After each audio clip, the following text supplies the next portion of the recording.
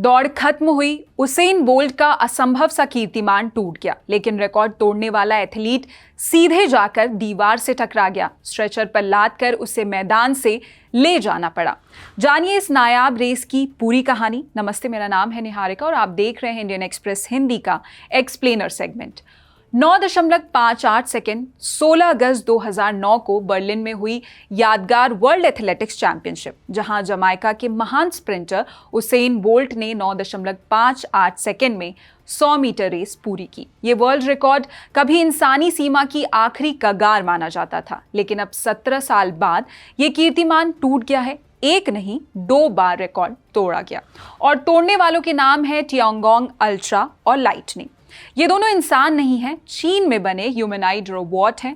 Humanoid robot मतलब ऐसी machine जो मोटा माटी इंसान की तरह दिखती और चलती फिरती हो, उसमें एक सिर हो, धड़ हो, 2 हाथ 2 पांव हो।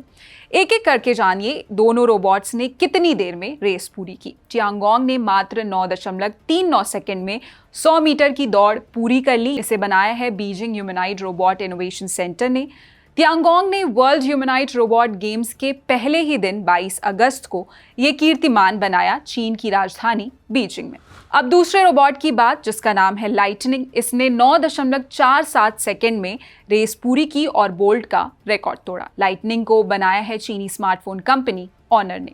ये दोनों ही रोबोट उसेन बोल्ट की तरह दौड़ तो गए, लेकिन उनके स्टाइल से रुक नहीं पाए। सामने एक स्टॉपिंग मैट लगाया गया था, उससे जाकर टकरा गए। टियांगोंग गिरा नहीं, लड़खड़ाते हुए किनारे चला गया। वहीं लाइटनिंग तो टकराकर ऐसा गिरा कि स्ट्रेचर पर बाहर ले जाना पड़ा। रेस के बाद खुद को बैलेंस करके रुकने में अभी भले ही ये रोबोट अनाड़ी दिखे, लेकिन इनकी तरक्की हैरान करने वाली है। मसलन रॉयटर्स की रिपोर्ट के मुताबिक पिछले साल इसी गेम्स में टियांगोंग अल्ट्रा ने 21.50 सेकेंड में 100 मीटर की रेस पूरी की थी। पिछले साल ही वो दुनिया की पहली ह्यूमनाइड रोबोट हाफ मैराथन भी जीत चुका है। टियांगोंग अल्ट्रा गजब का रोबो एथलीट है। इसने बीजिंग के इवेंट में और भी वर्ल्ड रिकॉर्ड बनाए हैं।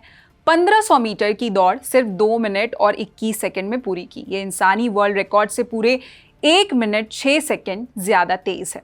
पुरुषों के लिए 1500 मीटर रेस में विश्व कीर्तिमान मोरक्को के हिचम एल गुएरोस के नाम है। उन्होंने 1998 में 3 मिनट 26 सेकंड में ये रेस निकाली थी।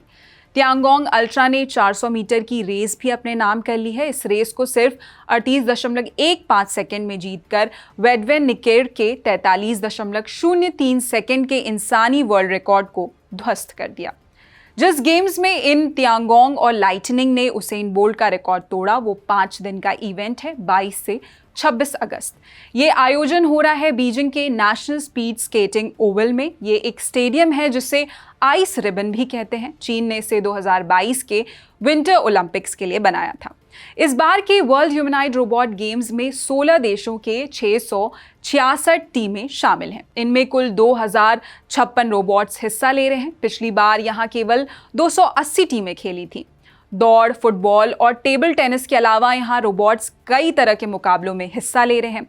रेसिंग की तरह रोबोट्स ने ऊंची कूद में भी इंसानों को पीछे छोड़ दिया। बीजिंग की ही एक कंपनी है एक्स ह्यूमनाइड, उसके रोबोट ने स्टैंडिंग हाई जंप में कमाल करते हुए 2.88 मीटर की ऊंचाई छू ली। पिछले साल हुए गेम्स में ह्यूमनाइड रोबोट्स का हाई जंप का बेस्ट रिकॉर्ड सिर्फ 0.95 मीटर था। इस बार का ये रिजल्ट साल 1993 में क्यूबा के हाइवियर सोटोमायोर के बनाए 2.45 मीटर के इंसानी हाई जंप रिकॉर्ड से कहीं आगे निकल गया। यह दिखाता है कि रोबोटिक्स की दुनिया तेजी से आगे बढ़ रही है। ठीक है, समझ आ गया कि रोबोट बड़े अच्छे खिलाड़ी बन रहे हैं, लेकिन सवाल यह है कि रोबोट्स को एथलीट बनाने का क्या फायदा होगा? उनके दौड़ने, ऊंचा कूदने और फुटबॉल खेलने की जरूरत क्या है? ये गेम सिर्फ मनोरंजन के लिए नहीं है। यहाँ रोबोट्स कई तरह के मुकाबलों में भी हिस्सा ले रहे हैं। मसलन केबल कनेक्ट करना, इलेक्ट्रिक गाड़ियाँ चार्ज करना, सामान एक जगह से दूसरी जगह ले जाना। इस तरह के 51 इवेंट्स और 1000 से ज़्यादा कंपटीशन हो रहे हैं। क्यों? हम इंसानों का शरीर एक अद्भुत मशीन है। चलते फिरते हर सेकंड हमारा दिमाग बहुत सी जानकारियों को प्रोसेस करता है। शरीर के अलग अलग हिस्से दिखने वाले और ना दिखने वाले एक दूसरे के साथ कमाल का तालमेल बिठाकर काम करते हैं। हम रोजमर्रा की जिंदगी में कई ऐसे काम करते हैं जो बहुत सामान्य लगते हैं लेकिन है नहीं। मसलन जब हम चलते हुए फिसलते हैं और एकाएक संभल जाते हैं, दिमाग तुरंत भांप लेता है कि बैलेंस बिगड़ रहा है और वो मसल्स को सही पोजीशन में लाकर गिरने से बचा लेता है। हमारा दिमाग एक सेकंड के 1000वें हिस्से में बैलेंस संभाल लेता है। इस पूरी प्रक्रिया में सेंसिंग, प्रेडिक्शन, डिसीजन मेकिंग और फिजिकल एक्शन शामिल होता है। कैसा हो अगर इंसानी शरीर की ये खूबियां रोबोट्स को भी दी जा सके। सारी की सारी तो नहीं, लेकिन बैलेंस बनाने, मूवमेंट करने, फ्लेक्सिबल होने जैसी चीजें। इन्हीं कोशिशों को दुनिया के आगे पेश करने का एक event world humanoid robot games है। इसमें दौड़ते हुए रोबोट्स बस मनोरंजन नहीं करते, इनके जरिए परखा जाता है कि रोबोट्स कितने बेहतर हो रहे हैं, इंसानी हालात को कितने अच्छे से संभाल सकते हैं। रोबोट भी खुद को बैलेंस कर सके, उसे ये सिखाना इंजीनियर्स के लिए सबसे बड़ा चैलेंज है। 100 मीटर की रेस इसी चैलेंज का एक प्रैक्टिकल है। ये इंजीनियर्स को कई समस्याएं सुलझाने में मदद करती है। मसलन रोबोट को तेज भागना भी है, बैलेंस भी बनाना है, फिर सही से रुकना भी है। जब वो ये सब अच्छे से सीख जाएंगे तो बहुत तरह से हमारे काम आ सकेंगे।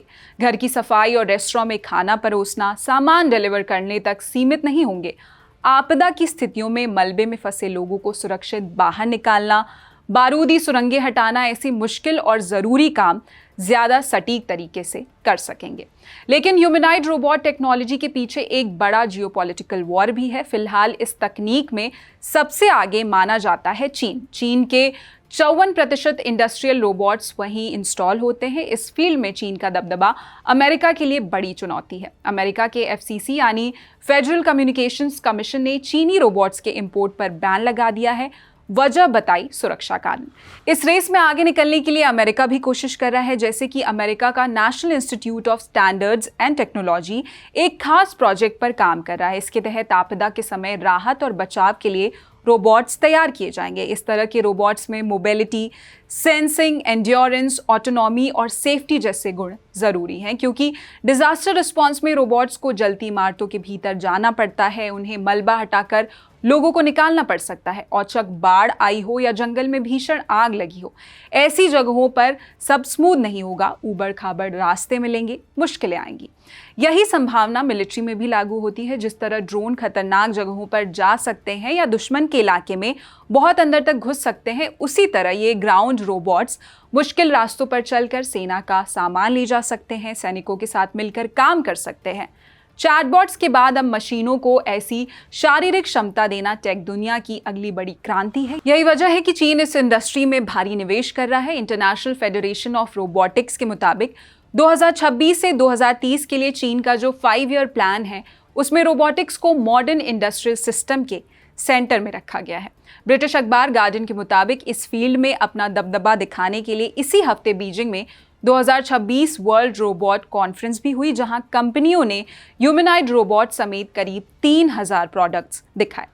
चीन AI में भी बहुत काम कर रहा है। उसका मकसद अपनी AI रिसर्च को फिजिकल रोबोट्स की तरफ मोड़ना है ताकि इकोनॉमिक ग्रोथ हो सके। चीन की एक मशहूर ह्यूमनॉइड रोबोट कंपनी है यूनिट्री।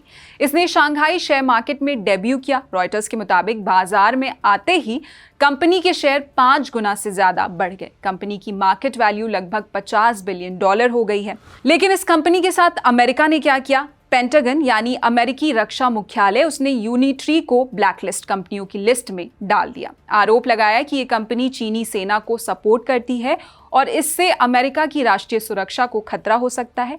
बीजिंग ने इन आरोपों को खारिज किया है। इस भारी भरकम जियोपॉलिटिक्स के बीच 22 अगस्त को बीजिंग में रोबोट गेम्स की ओपनिंग सेरेमनी हुई, जहां रोबोट्स ने इंसानी रिकॉर्ड तोड़े, वो भी हुसैन बोल्ट का रिकॉर्ड।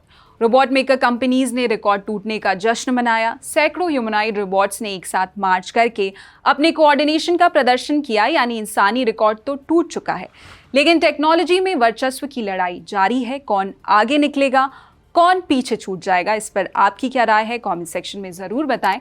देश और दुनिया की अन्य खबरों के लिए देखते रहिए इंडियन एक्सप्रेस हिंदी। शुक्रिया।